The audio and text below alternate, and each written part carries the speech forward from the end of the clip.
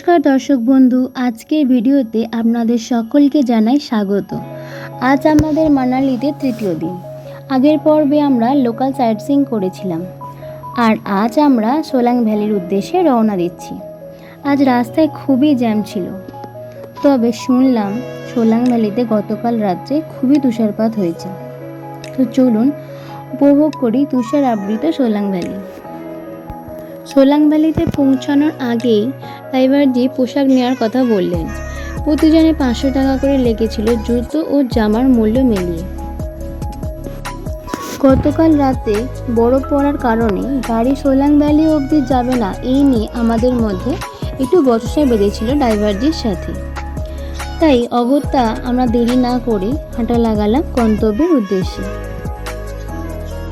নিজের এত গরমী পোশাক পরেই গেছিলাম, তার ওপরে এত মোটা গরমী পোশাক পরে আমাদের তো খুবই কষ্ট হচ্ছিল। এই বিরক্তির ছাপ মুখে চোখে দেখা যায়, কিন্তু এই অপূর্ব দৃশ্য দেখে সত্যি আমাদের মন ভরে গেছিল। এই অপরূপ দৃশ্য দেখে অনুভূত হচ্ছিল যেন পৃথিবীতে বসবাস করেও স্বর্গসুখ অনুভব করছি আমরা। এই সুখের যেন ভাগ হয় না, এই সুখ শুধুই যেন আমার।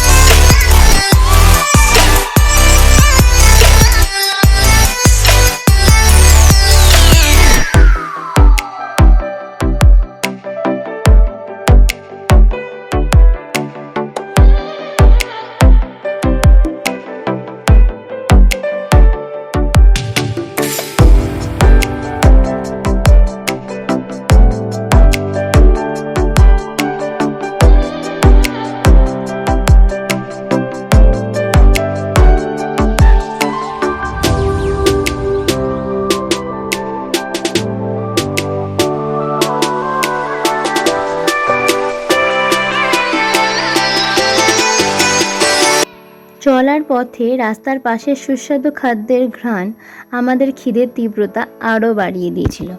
অগত্যা আকর্ষিত হয়ে এগিয়ে গেলাম, আর এই মনোরম পরিবেশের সাথে ঠিক মানানসই ব্রেকফাস্ট করে নিলাম। নিজেদের ক্ষুধার্ত বোধ মিটিয়ে আবারও শুরু করলাম যাত্রা গন্তব্যের উদ্দেশ্যে।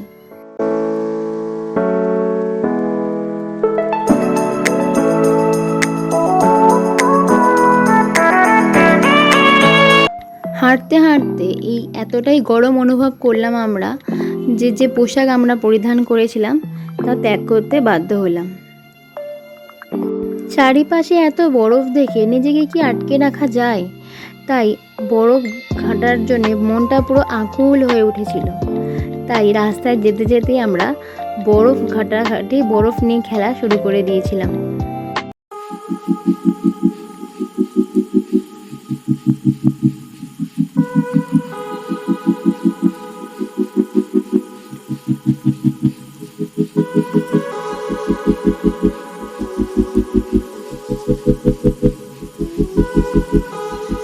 হাঁটতে হাঁটতে অবশেষে আমরা এতটাই ক্লান্ত হয়ে গেলাম যে ঠিক করলাম সোলাং ভ্যালিতে আর যাব না, কারণ এখনও অনেকটাই দূর। তাই এখানে এই সমতল ভূমির মতন একটা জায়গা পেয়ে খেলাধুলা শুরু করে দিয়েছিলাম। তারপর আমি আর আমার মামা ঠিক করলাম যে না, যখন এসেছি এত কষ্ট করে, তাহলে অবশ্যই যেতে হবে। তাই বাকিরা থেকে গেলেও আমি আর আমার মামা রওনা দিলাম গন্তব্যের উদ্দেশ্যে। আর সেখানে ঘোড়া করলাম, কারণ ঘোড়া ছাড়া হেঁটে আমার পক্ষে আর আমার মামার পক্ষেও আর সম্ভব হচ্ছিল না হাঁটা। মামার পক্ষে অত হচ্ছিল, বাট আমার পক্ষে আর সম্ভব হচ্ছিল না এত হাঁটা। তাই ঘোড়া করে যাত্রা শুরু করলাম সোলাং ভ্যালির উদ্দেশ্যে। অবশেষে গন্তব্যে এসে পৌঁছলাম। তবে ঘোরার এই যাত্রাটা অপূর্ব সুন্দর ছিল, কিন্তু এখান থেকে আমি যে কষ্ট করে ক্লিপটা নিয়েছিলাম সবটাই কোথায় যে হারিয়ে গেছে, খুঁজেই পাচ্ছি না। তো গন্তব্যে এসে দেখলাম যে সূর্যি মামাকে তো আর দেখাই যাচ্ছে না আকাশে, কিন্তু এই অপূর্ব সৌন্দর্য আমার এই ফোনের ক্যামেরা কখনোই বন্দি করতে পারেনি।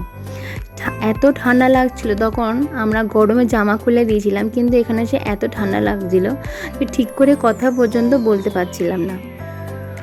এখানে অনেক রকমের রাইডিং ছিল, যেমন প্যারাশুট, তারপরে প্যারাগ্লাইডিং, রোপওয়ে, সব কিছুই ছিল, কিন্তু আমাদের হাতে একদমই সময় ছিল না, কারণ আমাদের বাড়ি থেকে বারবার ফোন করছিল যারা নিচে ছিল তারা, যে যেন আমরা তাড়াতাড়ি চলে আসি।